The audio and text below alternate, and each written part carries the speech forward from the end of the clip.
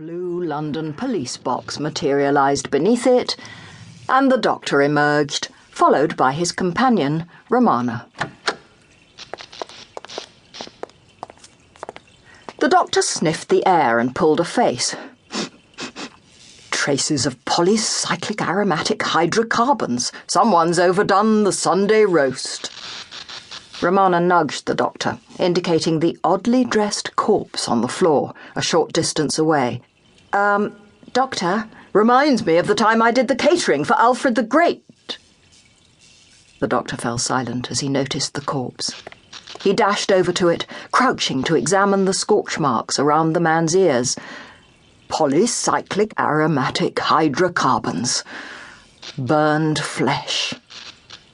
Romana crouched beside the Doctor. What happened to him, do you think? Not sure.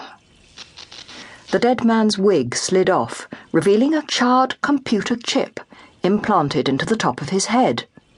Hello. It appears that this incinerated his brain. Nasty. A malfunction? Suggested Romana. Well, one would hope so. It's hardly something you'd include as a deliberate feature. What was it for, then? Said Romana as she examined the remains of the chip. It's implanted directly into the frontal lobe. Something to do with long-term memory, perhaps, or cognitive enhancement? Perhaps. The Doctor straightened up and shrugged his scarf back into place. Or something else entirely. Whoever he wasn't looking after himself. He's malnourished to the point of emaciation. Romana respectfully closed the man's eyelids and joined the Doctor at one of the windows. Where are we, anyway? Well, that's a very good question, said the Doctor evasively. I'm not entirely sure. Don't think I've ever been in this neck of the galactic woods before. Romana looked outside at the vast, bubbling sea of lava. Hardly the sort of place you'd forget. The Doctor glanced around.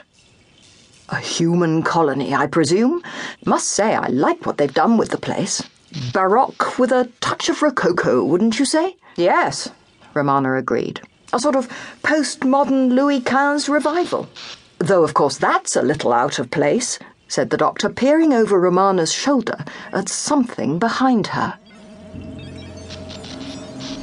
Romana turned to see one of the most extraordinary robots she had ever seen.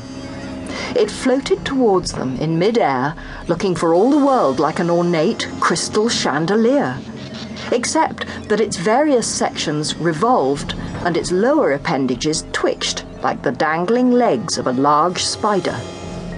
It had obviously been designed to match the palace decor, but had fallen into a state of disrepair, covered in finger marks, scratches and dents. Do not move.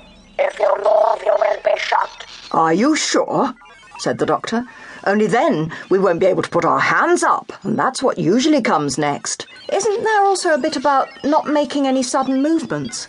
Suggested Romana.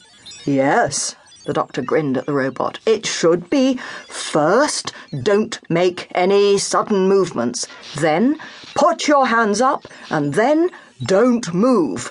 Would you like to come in again? The robot examined the TARDIS, then swiveled its body to face the Doctor and Romana with its two glowing red eyes.